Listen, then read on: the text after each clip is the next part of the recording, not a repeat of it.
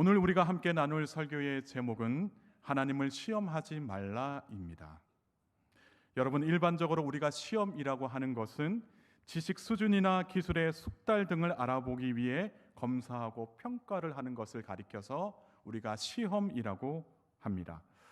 특별히 대학 수학 능력 시험이 이번 주 목요일에 있죠. 1994년 이후로 이렇게 시행된 대학 수학 능력 시험의 본래 목적이 따로 있는데요. 무엇이냐면 이 학생이 대학 교육을 받는데 얼마나 적합한 능력을 지녔는지를 측정하는 것이 바로 이 시험의 목적이었다라고 합니다. 그때로부터 많은 세월이 흘러 이 본래의 목적이 조금 상실된 부분이 있겠지만 원래는 대학교에서 수학할 수 있는가를 평가하기 위해서 만들어진 것이 바로 대학 수학 능력 시험이었다라고 합니다. 그렇다면 우리가 성경에서도 시험이라는 이 단어를 살펴볼 수가 있습니다.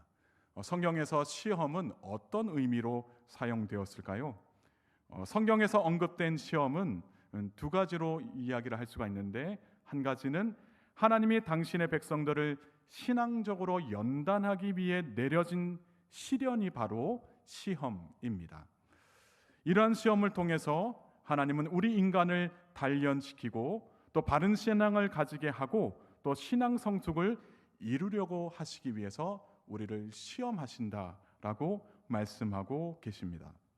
그래서 우리가 잘 알고 있는 이 성경의 대표적인 시험이 바로 모리아 산에서 아들 이삭을 바치라고 하신 아브라함의 시험 사건이었고, 또 다른 이 시험은 우리가 이 새벽에 묵상하고 있고 또 큐티를 통해서 보고 있는 본문 욥을 시험하는 사건을 우리가 떠올릴 수가 있는 것입니다.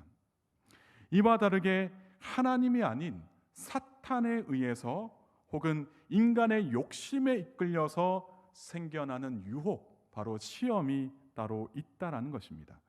이 시험의 목적은 인간을 죄악에 빠뜨리게 하는 시험이다라고 이야기를 합니다.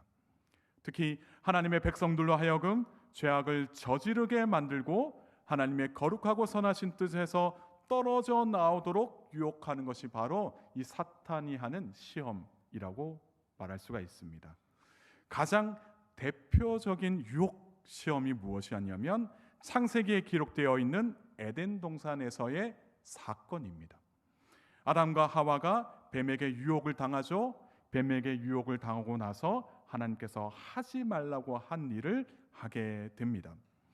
단지 아담과 하와가 하나님께서 먹지 말라고 한 것을 먹었기 때문이 아니라 하나님께서 진노하신 것은 하나님의 말씀에 거역한 것, 자신들의 죄에 대해서 회개하지 않은 것에 대해서 하나님께서 진노하고 계신 것을 볼 수가 있습니다.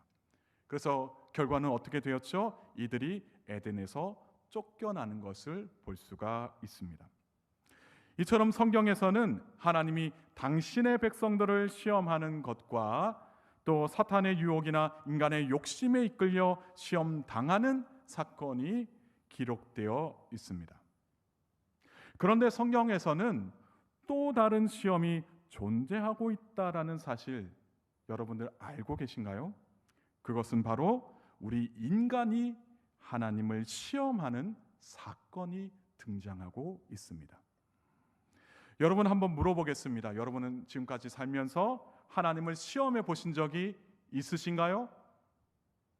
아마 이렇게 직접적으로 물어보면 대부분의 사람들은 그런 적이 없다라고 이야기를 할 것입니다. 그렇다면 오늘 본문에서 이스라엘은 어떤 식으로 하나님을 시험했고 또 인간이 하나님을 시험하는 것은 무슨 의미를 가지고 있을까 한번 살펴보는 시간이 되었으면 좋겠습니다. 오늘 본문의 배경은 이렇습니다. 이스라엘 자손들이 신광야를 떠나 르비딤에 도착하여서 장막을 치게 됩니다. 이곳은 이스라엘 자손들이 시내산에 도착하기 전에 마지막으로 진을 쳤던 장소였습니다.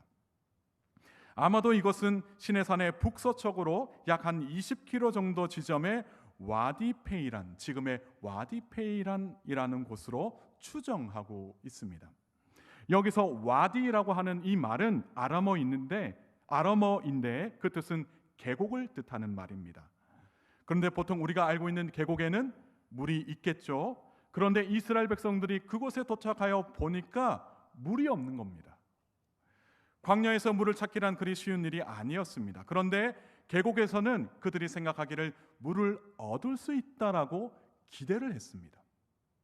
그들은 많은 양의 물을 기대한 것은 아니었지만 목을 축일 정도의 양은 얻을 수 있을 거라는 생각을 하고 있었습니다.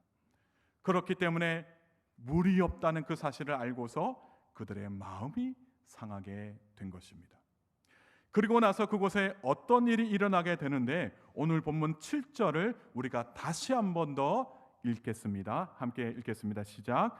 그가 그곳 이름을 마사 또는 무리바라 불렀으니 이는 이스라엘 자손이 다투었음이요 또는 그들이 여호와를 시험하여 이르기를 여호와께서 우리 중에 계신가 안 계신가 하였음이더라. 이스라엘 자손들이 있는 그곳에 지명이 붙었습니다. 무엇이라고 붙었죠? 마사라고 붙었습니다. 이 마사라는 뜻은 시험을 뜻합니다. 그리고 또 다른 이름이 붙였죠. 또 다른 이름은 무엇이었냐면 무리바였습니다.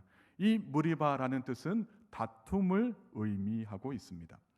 그곳에 왜 이러한 이름이 붙여졌느냐? 이스라엘 자손이 다투었기 때문입니다. 다시 말해서 이스라엘 내에 싸움이 벌어졌다라는 이야기입니다. 2절의 말씀을 보면 그들이 모세와 다투었다라고 말하고 있습니다. 상한 마음을 어떻게 할 거냐고 책임을 지라고 모세에게 화를 내고 있는 것입니다. 사실 이들이 모세를 향하여 화를 내고 있었지만 궁극적으로 이들은 하나님께 화를 내고 있는 것이나 다름이 없었습니다. 모세는 지도자였지만 사실 그는 하나님께서 세우신 대리자였습니다. 실질적으로 하나님께서 애굽에서 이곳까지 인도하신 분은 바로 하나님께서 이스라엘을 지금까지 인도하셨다라는 것입니다. 하나님께서 이스라엘을 애굽에서 건져내셨고 홍해 바다를 건너게 하셨으며 또 광야 길에서도 인도해 내셨습니다. 그러니까 이스라엘 자손들이 르비딤으로 오게 된 것도 다 하나님의 인도하심으로 온 것이나 다름이 없었습니다. 그런데 그곳은 계곡이었지만 물이 없었습니다. 물이 없는 것을 보고서 화가 난 것입니다. 물이 없다는 사실에 하나님이 안 계신 것하고 생각을 했던 것입니다. 하나님이 우리와 함께 계신다면 이곳에 물이 없을 리가 없다라고 화를 내고 있었던 것입니다. 그래서 모세를 향하여 화를 내고 있지만 사실 이들은 하나님께 화를 내고 있었다라는 것입니다. 그래서 모세는 자신을 향하여 책임을 지라고 화를 내고 있는 그들에게 여호와를 시험하지 말라라고 이야기하고 있습니다. 우리는 이 상황을 보면서 사람이 어떤 식으로 하나님을 시험하는지를 알 수가 있습니다. 그것은 바로 인간적인 마음으로 기대했던 상황에 못 미치게 될 때 우리는 하나님을 원망하고 시험할 수가 있다라는 것입니다. 하나님이 우리와 함께 하시고 우리를 바른 길로 인도하여 주시기 때문에 우리의 삶은 더 나은 삶으로 변화될 것이다 하고 인간적인 기대를 하게 됩니다. 그런데 현실은 그렇지 못한 것을 보고 실족하여 하나님을 원망하게 되고 또 원망하는 것으로 그치는 것이 아니라 하나님을 시험하게 되는 것을 볼 수가 있습니다. 어떤 사람이 사업을 시작합니다. 하나님이 이 사업을 번창하게 하실 것이다라는 기대를 하고 있습니다. 그래서 그는 열심히 돈을 벌어서 선교를 하고 하나님의 뜻을 위해 돈을 사용하겠다라고 다짐을 합니다. 그러나 현실은 그의 뜻대로 잘 안 되고 말았습니다. 사업은 그의 생각대로 되지 않아서 선교 후원은커녕 생활하는 데 사용하기도 빠듯한 현실을 마주하게 됩니다. 그는 이 어려운 상황에 대해 책임을 하나님께 돌리게 되었고 하나님을 원망했습니다. 나는 하나님을 위해 살려고 했는데 하나님은 내 삶을 책임져 주시지 않는다라고 하면서 하나님을 시험하는 것을 이야기하게 됩니다. 우리는 무엇 때문에 인간적인 기대를 하게 될까요? 그것은 바로 우리의 욕심을 채우려고 하기 때문입니다. 우리의 욕심을 하나님을 통해서 채우려고 하기 때문에 인간적인 기대가 생기게 되는 것입니다. 저도 인간적인 기대를 가지고 살았던 때가 있습니다. 제가 미국에서 음악으로 유학을 하고 있을 때 좀 더 열심히 연습하고 노력하면 실력 있는 다른 학생들처럼 될 거라는 생각을 했습니다. 그래서 무리해서 아침 일찍 일어나 학교에 가고 또 밤 늦게까지 밤 9시나 10시까지 발성 연습하고 노래 연습하면 될까라는 생각을 하고 연습하고 또 연습을 했습니다. 그렇게 몇 달 동안, 정확히 한 두세 달 동안 연습을 하게 되자 실력은커녕 저에게 찾아온 것은 성대결절이었습니다. 학교에 들어가자마자 성대결절이 찾아온 것이라서 1학기 통째로 노래를 할 수가 없게 된 상황을 마주하게 되었습니다. 그때 제 개인적인 생각으로, 그때 제 생각은 다른 사람들보다 뒤처진다는 생각에 마음이 조급해지고 속상해서 너무나도 힘들고 슬펐던 그런 상황을 마주하게 되었습니다. 그러면서 제가 그곳에서 한인교회를 다니고 있었는데 새벽마다 교회에 나가서 기도하면서 왜 내가 이렇게 됐냐며, 왜 나를 이곳에 보내주셨냐며 하나님께 따져 묻기 시작했습니다. 그런데 하나님께 기도했지만 즉각적인 응답을 받을 수가 없었습니다. 그렇게 하루 이틀 사흘 나흘 계속해서 기도를 했지만 몸과 마음만 지쳐갈 뿐이었습니다. 그렇다고 해서 변화가 전혀 없었느냐? 그렇지는 않았습니다. 노래를 제대로 할 수 없는 상황에서 내가 할 수 있는 것은 단지 하나님을 의지하는 것뿐이었습니다. 그러면서 내 속에 있던 인간적인 기대가 점점 사라지기 시작했고, 그때 깨달은 것은 내가 무엇을 했기 때문에 어떤 것을 얻거나 이루는 것이 당연한 것이 아니라는 사실을 깨닫게 되었습니다. 결국에는 그 자리에서 인간적인 기대를 다 내려놓고 나서야 하나님을 의지하는 힘이 생기게 된 것을 경험하게 되었습니다. 저는 그렇게 생각을 합니다. 이스라엘 자손들 앞에 있는 계곡에는 왜 물이 없었을까? 그들을 실족하게 만들기 위해서 하나님이 계곡에 물을 없애신 것은 아닐까? 그것은 아니다라는 겁니다. 하나님께서 이들을 실족하게 만들기 위해서 물을 없애신 것이 아니다라는 것입니다. 물이 없는 그곳에서 하나님을 찾게 하시기 위해서 하나님은 그곳에 물이 없게 만드신 것입니다. 계곡에 물이 없는 것처럼 그들의 인생 가운데 당연하다고 생각했던 것들이 없을 때에 하나님을 찾고 하나님을 의지하는 방법을 깨닫게 하시기 위해서 하나님께서는 이렇게 훈련을 시키신 것입니다. 하나님을 시험하는 삶은 결코 올바른 신앙을 가지고 살아갈 수가 없습니다. 시련이 찾아올 때마다 하나님을 원망하게 될 것이고 하나님과 싸우려고 하는 신앙을 가지게 될 것입니다. 결코 제대로 된 믿음의 뿌리를 내릴 수가 없게 되는 것입니다. 마태복음 13장의 말씀을 보면 씨 뿌리는 비유가 나오고 있습니다. 말씀을 씨앗으로 비유하고 마음을 밭으로 비유한 말씀입니다. 하나님을 시험하는 자들은 마치 돌밭과 같은 마음을 가진 자들입니다. 돌밭과 같은 마음에 대해서 마태복음 13장 20절과 21절의 말씀은 이렇게 이야기하고 있습니다. 돌밭에 뿌려졌다는 것은 말씀을 듣고 즉시 기쁨으로 받되 그 속에 뿌리가 없어 잠시 견디다가 말씀으로 말미암아 환난이나 박해가 일어날 때에는 곧 넘어지는 자요라고 말씀을 하고 있습니다.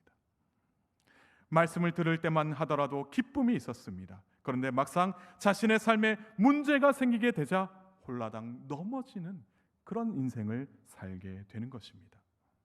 내 자신이 넘어진 것은 다 하나님의 책임이라고 여기면서 하나님을 원망하고 하나님과 싸우려고 하는 잘못된 신앙에 빠진 그런 사람들이 바로 돌밭과 같은 마음을 가진 사람들이다라는 것입니다. 이것이 바로 하나님을 시험하는 자들의 마음이다라는 것입니다. 안타까운 사실은 하나님을 시험하게 될 때 대부분은 불신앙으로 이어진다는 사실을 우리가 기억해야 할 것입니다. 여러분, 하나님을 시험할 때 불신앙으로 이어진다는 그 사실을 무거운 마음으로 받아들이셔야만 합니다. 불신앙이라는 것은 하나님을 믿지 못하는 마음이고 하나님이 우리 가운데 안 계신다고 여기는 마음입니다. 이러한 불신앙에서 헤어나오지 못하게 되면 결국에는 하나님의 심판에서 벗어날 수가 없게 되는 것입니다. 여러분, 하나님을 시험했던 성경의 인물치고 하나님께 불쌍히 여김을 받은 자들 아무도 없습니다. 하나님을 시험하는 자들은 대부분 하나님의 진노 아래에 놓이게 되는 것을 다시 한번 더 깨달으시기 바랍니다. 그렇다면 우리가 하나님을 시험하지 않기 위해서 어떤 삶을 살아야 하겠습니까? 그것은 바로 우리의 기대, 인간적인 기대를 내려놓고 하나님의 기대와 소망으로 사는 겁니다. 세상적인 지식과 경험으로 물들어 있는 나의 인간적인 기대를 과감하게 내려놓아야 한다는 것입니다. 그 이유는 우리의 기대는 불완전하기 때문입니다. 그러나 하나님의 기대와 소망은 완전합니다. 그래서 우리는 하나님이 은혜로 내려주시는 기대와 소망으로 살아야 한다는 것입니다. 그리고 우리가 그 십자가 아래에서, 그 십자가 밑에서 우리의 신앙적인 체질을 변화되는 것을 경험해야 합니다. 예수 그리스도를 통해서 우리의 신앙이 변화되는 것을 경험해야 한다는 것입니다. 이것이 무엇을 이야기하냐면 인간적인 기대가 다 내려지게 되고 하나님의 기대와 소망으로 살게 되는 그러한 놀라운 신앙의 변화를 경험하라라는 말씀입니다. 세상 사람들처럼 성공과 명예, 권력을 바라고 원하는 것이 아니라 이 모든 것들은 한시적이고 헛된 것임을 깨닫고 더 나아가서 하나님 나라를 사모하게 되고 하나님의 백성으로서의 삶을 추구하며 사는 거룩한 인생이 되어야 한다라는 것입니다. 이번 달의 큐티 본문이 욥기입니다. 욥에 관하여 잘 알고 계실 텐데요. 욥은 신앙적으로 하나님께 칭찬을 받은 사람이었습니다. 그러나 그는 시험을 당하고 맙니다. 사랑하는 자녀들을 잃게 되었고 가지고 있던 모든 소유물들도 다 빼앗기게 되었습니다. 또한 건강까지도 문제가 생기게 됩니다. 욥은 좋지 않은 상황을 외롭게 견뎌야만 했습니다. 너무나도 힘들고 어려웠습니다. 그 고통 속에서 하나님을 원망할 법도 한데 그는 입술로 죄를 짓지 않은 것을 볼 수가 있습니다. 오히려 욥은 하나님께 예배를 드리면서 이런 말을 합니다. 욥기 1장 21절의 말씀을 제가 읽겠습니다. 이르되 내가 모태에서 알몸으로 나왔사온즉 또한 알몸이 그리로 돌아가올지라 주신 이도 여호와시요 거두신 이도 여호와시오니 여호와의 이름이 찬송을 받으실지니이다. 고통 속에 있던 욥은 자신의 처지를 비관하면서 하나님께 범죄하고 입으로 하나님을 원망하며 저주할 수도 있었습니다만 욥은 그 고통 속에서도 자신의 마음을 철저하게 낮추고 인간적인 기대도 낮추고 또 낮추었던 것을 볼 수가 있습니다. 욥은 자신이 가지고 있는 모든 것들 다 하나님께서 은혜로 주셨기 때문에 하나님께서 가져가시는 것도 무엇이 문제냐 하며 그의 입술로 그의 마음으로 죄를 짓지 않으려고 했다라는 것입니다. 하나님을 원망하지 않았고 하나님을 시험하지 않았다라는 것입니다. 작은 것 하나라도 이것을 내 것이라고 여기지 않고 하나님의 것이라고 여기면서 하나님의 뜻대로 살아가는 우리 모두가 되기를 축복합니다. 사랑하는 성도 여러분, 오늘 우리는 이스라엘 자손들이 모세와 다투면서 하나님을 시험하는 것을 볼 수가 있었습니다. 하나님은 당신을 시험하는 자들을 기뻐하시지 않는다 말씀을 하십니다. 우리가 하나님을 시험하지 않기 위해서는 철저히 우리의 인간적인 기대를 내려놓아야 합니다. 우리의 인간적인 기대를 내려놓고 하나님의 기대와 소망으로 살아가야 한다라는 것입니다. 우리가 하나님의 기대와 소망을 가지고 이 세상을 살아갈 때 물이 없는 계곡이라 할지라도 반석을 치셔서 물이 터져 나오게 하시는 하나님의 주권적인 역사를 우리의 삶 속에서도 경험하게 될 것입니다. 우리의 삶을 올바른 길로 인도하여 주시고 좋은 것으로 먹이시고 입혀주신다는 그 사실을 기억하면서 하나님을 찬양하고 하나님의 영광을 위하여 말씀에 합당한 삶을 살아가는 저와 여러분 모두가 되실 수 있기를 주님의 이름으로 축복합니다. 함께 기도하시겠습니다. 우리를 광야와 같은 길에서도 실족하지 않도록 바르게 인도하여 주시는 하나님께 영광과 찬송을 올려드립니다. 출애굽기 17장 7절의 말씀을 통하여 하나님을 시험하지 말라 하시는 하나님의 그 말씀을 따라가는 우리 믿음의 사람들 될 수 있도록 은혜 베풀어 주옵소서. 무엇보다도 인간적인 기대를 가지고 물이 있기를 바라던 이스라엘 백성들이 물이 없다는 사실에 분노하며 하나님을 원망하고 시험했던 것을 볼 수가 있습니다. 우리도 마찬가지로 삶의 자리에서 인간적인 기대를 가지고 실족하고 낙심하며 하나님을 원망했던 삶을 살아왔음을 고백합니다. 주님, 우리의 불신앙을 용서하여 주시고 하나님의 백성으로서의 신분이 회복될 수 있도록 주여 우리를 불쌍히 여겨 주옵소서.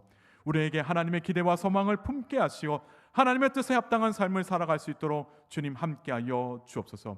우리의 삶뿐만이 아니라 사랑하는 가족들과 우리의 이웃들에게도 하나님의 기대와 소망을 나누며 살아가게 하시고 특별히 우리를 통해서 우리의 삶 속이 우리의 삶의 자리가 하나님 나라로 확장되는 놀라운 역사를 경험하게 하여 주옵소서. 그래서 위로부터 내려오는 영적 권능을 경험하게 하시고 우리의 마음에 있던 불안과 외로움과 근심이 사라지는 놀라운 역사를 경험하게 하여 주옵소서. 하나님의 기쁨과 평안이 가득한 삶을 사게 하실 줄 믿사오며 사랑이 많으신 예수님의 이름으로 간절히 기도드리옵나이다. 아멘.